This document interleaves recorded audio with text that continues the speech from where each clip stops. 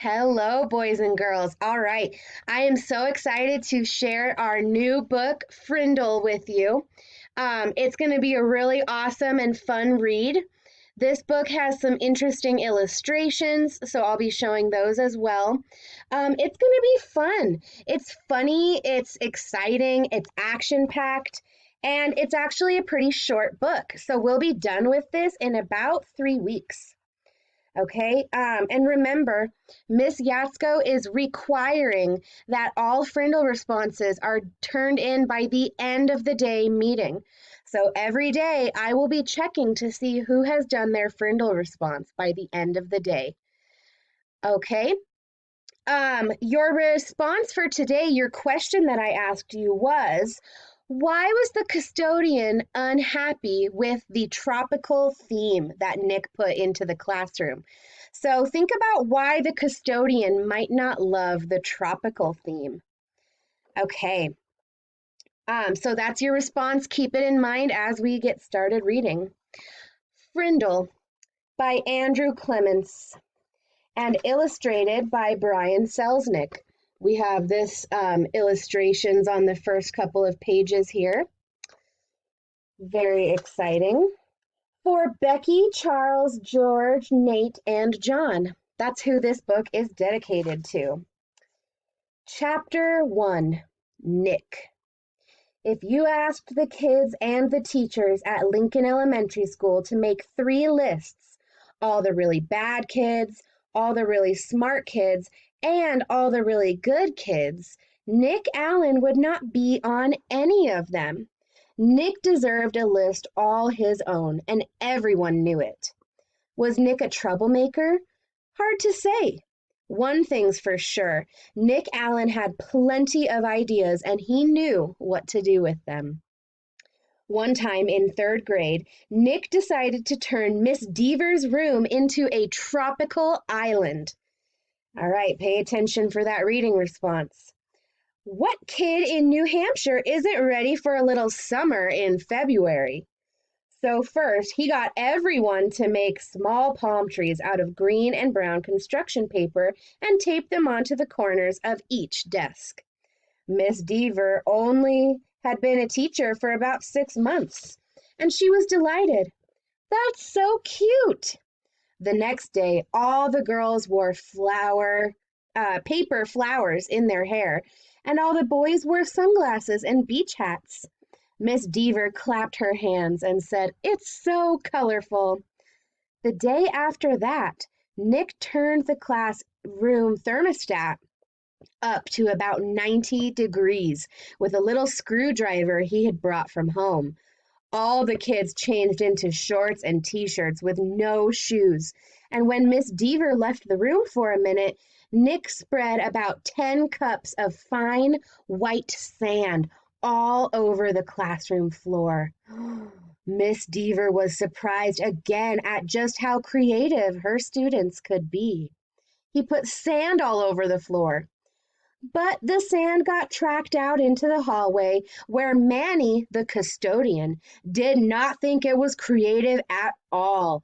He stomped right down to the office. The principal followed the trail of sand, and when she arrived, Miss Deaver was teaching the hula to some kids near the front of the room, and a tall, thin, shirtless boy with chestnut hair was just spiking a Nerf volleyball over a net made from 6 t-shirts tied together. The 3rd grade trip up to the South Seas ended suddenly. But that didn't stop Nick from trying to liven things up. Lincoln Elementary needed a good jolt once in a while, and Nick was just the guy to deliver it. Oh man, he put sand all in the hallway, all over his classroom. Oh no. About a year later, Nick made the great blackbird discovery. One night he learned on a TV show that red-winged blackbirds give this high-pitched chirp when a hawk or some other danger comes near. Because of the way sound travels, the hunter birds can't tell where the high-pitched chirp is coming from. The next day, during silent reading, Nick glanced at his teacher and he noticed that Mrs. Avery's nose was curved, kind of like the beak of a hawk. So Nick let out a high, squeaky blackbird. Mrs. Avery jerked her head up from her book and looked around. She couldn't tell who did it, so she just said, "Shh," to the whole class. A minute later, Nick did it again, louder. This time there was a little giggling from the class, but Mrs. Avery pretended not to hear the sound, and about 15 seconds later he slowly stood up and walked to the back of the classroom. Without taking his eyes off his book and without moving at all, Nick put his heart and soul into the highest, most annoying chirp of all. Mrs. Avery pounced.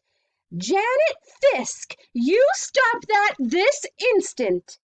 Janet, who was sitting 4 rows away from Nick, promptly turned white, then bright crimson. "But it wasn't me, honest." There was a catch in Janet's voice, as if she might cry. Mrs. Avery knew she had made a mistake, and she apologized to Janet. "But someone is asking for big trouble," said Mrs. Avery, looking more like a hawk every second. Nick kept reading, and he didn't make a peep. At lunchtime, Nick talked to Janet. He felt bad that Mrs. Avery had pounced on her. Janet lived in Nick's neighborhood, and sometimes they played together.